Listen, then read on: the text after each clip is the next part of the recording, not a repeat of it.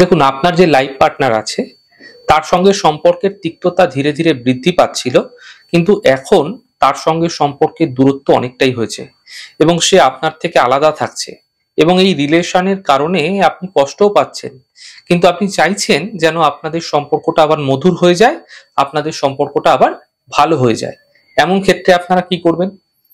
দেখুন, কালকে অর্থাৎ আগামীকাল যে বুধবার আছে, এই দিনকে আপনারা একটি মধুর শিশি নিয়ে নেবেন ছোট, তার মধ্যে শ্বেত আকন্দের যে শেকড় আছে সেই শেকড় ভরে দেবেন এবং এই মধুর শিশির মধ্যে একটি ছোট্ট সোনার বল, ছোট্ট বল হলেই হবে, এবং একটি ছোট্ট রূপোর বল এবং একটি ছোট্ট তামার বল ভরে দেবেন এবং আপনাদের দুজনের দুটো ছবি আপনারা দুটো পিঠে একসঙ্গে আটকে দেবেন এবং একসঙ্গে আটকে আপনারা তার মধ্যে আপনার মন মতো পারফিউম স্প্রে করে মধুর শিশির মধ্যে ভরে দিন।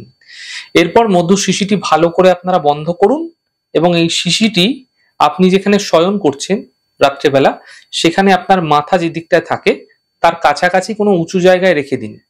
দেখবেন আপনার যে পার্টনার, সে কিছুদিনের মধ্যেই কিন্তু আপনার কাছে ফিরে আসতে চাইবে এবং সম্পর্কের মধ্যেও ধীরে ধীরে মধুরতা বৃদ্ধি পাবে। তবে এই প্রক্রিয়া কিন্তু যে কোনো দিন করলে চলবে না, এই বুধবার অর্থাৎ আগামীকাল করতে হবে।